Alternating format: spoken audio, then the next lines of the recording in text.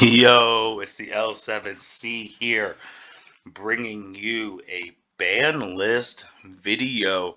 Ban list dropped hours ago. No one was expecting it to drop today. There was a tournament that was actually happening this weekend, and people thought it was going to drop on Monday.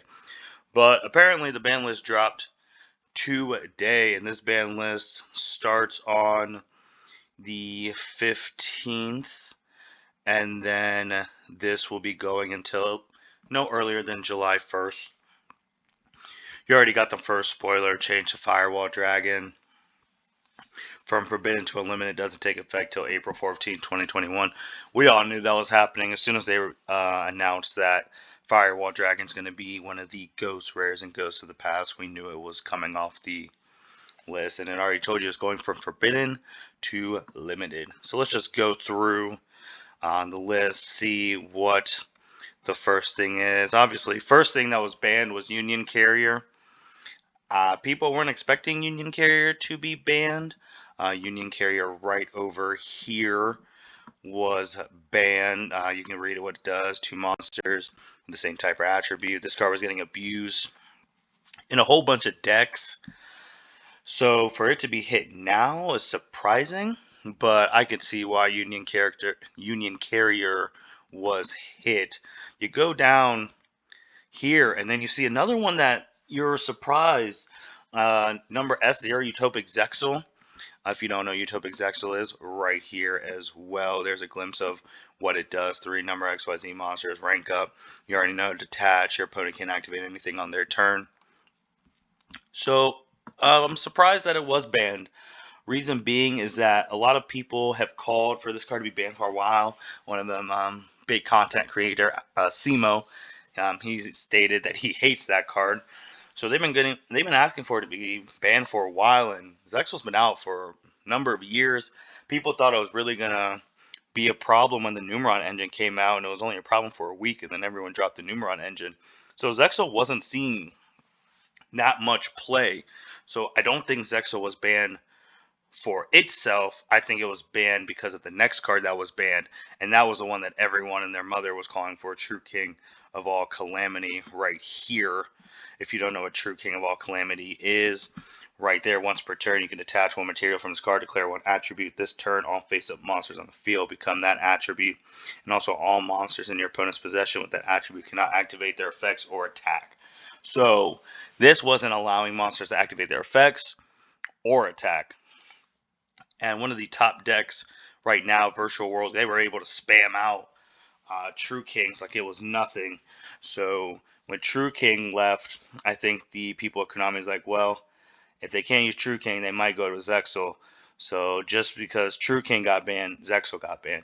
If True King did not get banned, Zexal would not have been banned, because Zexal is not doing anything right now, nowhere near to what True King of All Calamities is doing. So Zexal was a casualty of war, as they would say, in that regard. You keep going down the list. There's nothing else forbidden. So then you go down. First limited is Cyber Angel Ben 10. We'll go over here for Ben 10 for people who don't know what Ben 10 is. You can ritual summon this card. This card destroys a monster by battle sends to the graveyard, inflict damage to your opponent equal to the monster's original defense in the grave. If this card is tribute, you can add 1 light fairy monster from your deck to your hand. This was getting abused in Drytrons. Drytrons were spamming this card, abusing it till no wit's end. So putting it at 1 was a good choice. Drytrons can still recycle and all that, but putting it at 1 was a good choice on Konami's front, and a lot of people were calling Ben 10 to be limited to 1. They didn't ban it, so they just put it at 1, which is fine. You go down the limited list, there's nothing else. Limited, semi-limited, malicious is the only one semi-limited, which is kind of funny. Then you go to the unlimiteds. Dragon Buster Destruction Sword. This card was actually just banned the last ban list. And the reason this card was banned the last ban list is because Dragon Link was spamming Union Carrier and then getting this card from the deck. Just think about a full Dragon Link board, and then you attach this to someone, and then when it's attached, your opponent can't special summon monsters from the extra deck. So with banning Union Carrier, they were able to just one format bring this card back from 0 to 3. I didn't even think this card needed to be banned. If they wanted, they should have just banned Union Carrier, the last ban list. Then we already wouldn't have to deal with that. So they just reversed it, which better late than never, I guess. But there was no need to ban Dragon Destruction Sword last one if you just ban Union Carrier. Firewall Dragon, we already talked about. It's coming back. It's not the same effect, the great effect that it used to have. It's more for the Cyverse deck. So Cyverse monsters and Cyverse deck users are going to be able to use Firewall Dragon. So don't be too worried, but they'll find a way to make it hopefully good. It's not as good with the errata because it only helps that specific deck, but it's still a ace monster coming back, and it'll obviously get more support since it's the Cyverse archetype, and that was the main character archetype. You go there, Phantom Knight Rusty Bardiche went from 1 to 3. So most Phantom Knights players don't even use 3 Rusty Bardiche. They only use 1, so just having it at 3 is just like, it's whatever. Phantom Knights haven't been back for a little bit ever since, I think, a couple months ago. And, they had their own box, new deck of cards come out, and they really haven't done anything competitively. So putting this at 3, it is what it is. There's nothing too much on that. We got Tiger King of the Ice Barrier. Let's see if we got it right here. Tiger King of the Ice Barrier, for those who don't know what it does, you can target any number of face-up cards you control, return those cards to the hand. If you do, this card gains 500 attack for each card returned to the hand by its effect until the end of the turn. This is what I call pushing the product. We always talk about how Konami is a business. They just came out with the Ice Barrier structure deck, so this is just to push people to buy Ice Barriers because people might be like, oh, Tiger King is unlimited, so maybe I'm going to go try the Ice Barrier deck. That's all that was. It's not going to do anything competitively to my knowledge. Then we have Ignister Prominence, the Blasting Draco Slayer. Let's pull him up right here. For those who don't know what that does, once per turn you can target a pendulum monster on the field or one card in the pendulum zone, destroy it. If you do shuffle one card on the field into the deck, once per turn you can special summon one Draco Slayer monster from your deck in defense position. It cannot be used for a synchro material for a summon. So that's really cool in the fact that this could help pendulum decks. It'll be interesting to see if they bring this card back. And it says shuffle one card on the field into the deck, so that could be any card on the field. So that's a non-targeting removal. So just think of that, another non-targeting removal. Next, we got Rank Up Magic Chaos Force. Right here, target one rank 5 or higher XYZ monster you control, special summon from your extra deck one number C, or C XYZ monster that's one rank higher. So basically, it's a rank up card. They're bringing this card back because they got rid of Zexal. So for any rank up players, they can use this card if you wanted to use this card, but we'll see how many people use it because Zexal is banned. Last one that went unlimited, the True King's Return. Go back down here. If you don't know what True King's Return is, this card is sent from the spell and trap zone to the graveyard. You can target one monster in the field, destroy it. You cannot activate the following effects of the True King's Return in the same chain. So for the True Draco, True King monsters, I'll let you see the effects there to see what the card does with that.